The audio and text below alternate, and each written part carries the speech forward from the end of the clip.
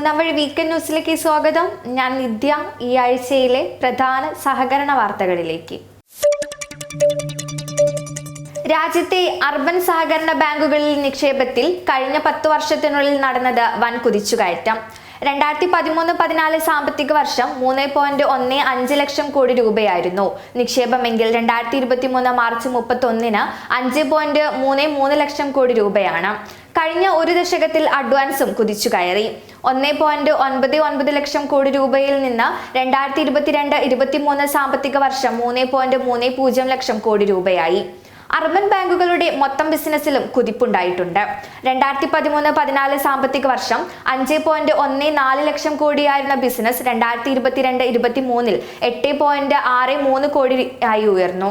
Urban ബാങ്കുകളുടെ എണ്ണം കുറഞ്ഞു. 2013-14 രാജ്യത്താകെ 1589 അർബൻ ബാങ്കുകളാണ് ഉണ്ടായിരുന്നത്. 2022-23 സാമ്പത്തിക വർഷം അത് 1502 കുറഞ്ഞു. ഇവയിൽ 51 ഷെഡ്യൂൾഡ് അർബൻ ബാങ്കുകളാണ്. 1451 നോൺ ഷെഡ്യൂൾഡും. ഷെഡ്യൂൾഡ് അർബൻ ബാങ്കുകളിൽ 19 ഒറ്റ സംസ്ഥാനത്ത് മാത്രമായാണ് പ്രവർത്തിക്കുന്നത്. ബാക്കി 32 ബാങ്കുകൾ മൾട്ടി സ്റ്റേറ്റ് അർബൻ ബാങ്കുകളാണ്. ഒരു ദശകത്തിനിടയിൽ അർബൻ ബാങ്കുകളുടെ ആസ്തിയിൽ ഏതാണ്ട് ഇരട്ടി വർധനവുണ്ടായിട്ടുണ്ട്. 2013-14 എല്ലാ അർബൻ ബാങ്കുകളുടെയും മൊത്തം ആസ്തി 3.87 lakh crore രൂപയായിരുന്നത് 2023 March 31-ന് 6.80 lakh crore രൂപയായിട്ടുണ്ട്. 2023 March 31-ന് 79 urban സഹകരണ ബാങ്കുകൾ മാത്രമാണ് മൂലധന പര്യാപ്തതയിൽ 9% താഴെയുള്ളത്. അർബൻ ബാങ്കുകളുടെ എണ്ണത്തിൽ മഹാരാഷ്ട്രയാണ് 1-ാം സ്ഥാനത്ത് നിൽക്കുന്നത്. ബാങ്ക് വായ്പയുടെ എല്ലാ വിവരങ്ങളും ഇടപാടുകാരനെ അറിയിച്ച് അനുമതി വാങ്ങണമെന്ന് റിസർവ് ബാങ്ക് ഉത്തരവിറക്കി. ബാങ്കുകളും ധനകാര്യ സ്ഥാപനങ്ങളും വായ്പകൾക്കായി ഈടാക്കുന്ന വിവിധ ഫീസുകളും ചാർജുകളും ഉൾപ്പെടെയുള്ള ചെലവുകൾ ഉപഭോക്താക്കളെ കൃത്യമായി അറിയിക്കണമെന്ന് റിസർവ് ബാങ്കിന്റെ ഉത്തരവിൽ പറയുന്നു. റിസർവ് ബാങ്കിന്റെ നിയന്ത്രണത്തിന് കീഴിൽ വരുന്ന എല്ലാ സ്ഥാപനങ്ങൾക്കും ഒക്ടോബർ 1 മുതൽ ഇത് ബാധകമാകും. ചൂട് കടുത്തതോടെ സംസ്ഥാനത്ത് പാലുൽപാദനത്തിൽ ഗണ്യമായ കുറവ് സംഭവിച്ചു. വയനാട് വരൾച്ചാ ബാധിത ജില്ലയായി പ്രഖ്യാപിക്കണമെന്ന റിപ്പോർട്ട് കൃഷിവകുപ്പ് കൈമാറി. പല കർഷകരും വെള്ളം കുടിക്കാനില്ലാത്തതിനാൽ കാലികളെ കൂട്ടത്തോടെ വിറ്റ് ഒഴിവാക്കുകയാണ്. ഉള്ള പശുക്കൾക്ക് പാലുൽപാദനം കുറഞ്ഞു. ഫെബ്രുവരിയിലെ കണക്ക് പ്രകാരം മിൽമയുടെ പ്രതിദിന പാൽ സംഭരണം മുൻവർഷത്തെ അപേക്ഷിച്ച് 11.35% കുറഞ്ഞു. 2023 ഫെബ്രുവരിയിൽ സംസ്ഥാനത്ത് മിൽമയുടെ പ്രതിദിന സംഭരണം ശരാശരി 13.48 ലക്ഷം ലിറ്റർ ആയിരുന്നു. 2024 ഫെബ്രുവരിയിൽ ഇത് 11.95 ലക്ഷം ലിറ്ററായി കുറഞ്ഞു. 1.52 ലക്ഷം ലിറ്ററിന്റെ കുറവാണ് ഉണ്ടായിട്ടുള്ളത്.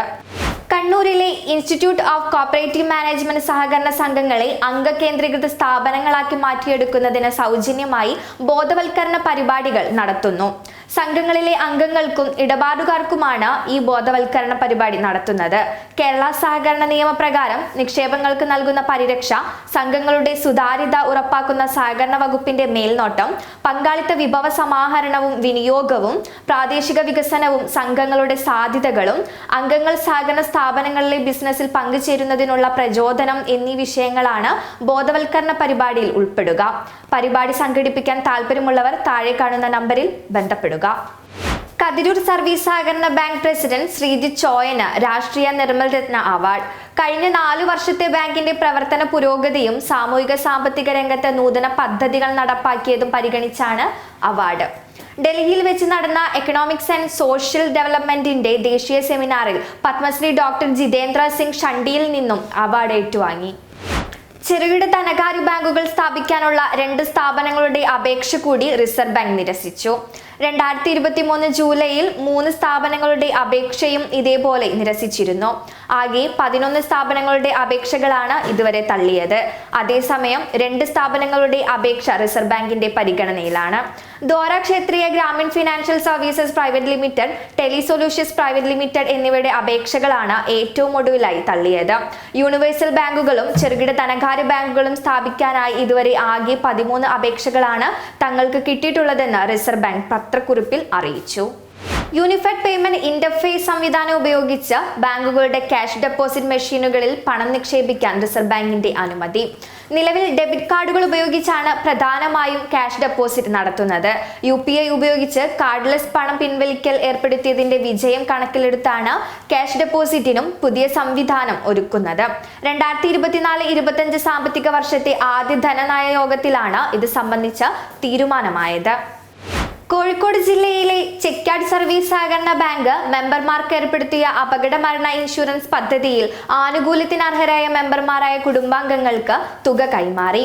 തിരുവനന്തപുരം ആസ്ഥാനമായി പ്രവർത്തിക്കുന്ന കേരള സംസ്ഥാന സഹകരണ ഇൻഷുറൻസ് സൊസൈറ്റി മുഖേനയാണ് പ്രമുഖ ഇൻഷുറൻസ് കമ്പനിയായ ഇഫ്കോ ടോക്കിയോയുടെ പദ്ധതിയിൽ ബാങ്ക് അംഗങ്ങളെ ഉൾപ്പെടുത്തിയത്. ഈ ആഴ്ചയിലെ പ്രധാന സഹകരണ വാർത്തകൾ ഇവിടെ അവസാനിച്ചു. കൂടുതൽ വാർത്തകളുമായി അടുത്ത ആഴ്ച വീണ്ടും കാണാം. സഹകരണ മേഖലയുമായി ബന്ധപ്പെട്ട വാർത്തകളും വീഡിയോകളും നിങ്ങൾക്കും നൽകാം. അതിനായി മൂന്നാം വഴി online@gmail.com എന്ന മെയിൽ ID യിലേക്കോ 6238500515 എന്ന നമ്പറിലേക്കോ ബന്ധപ്പെടുക.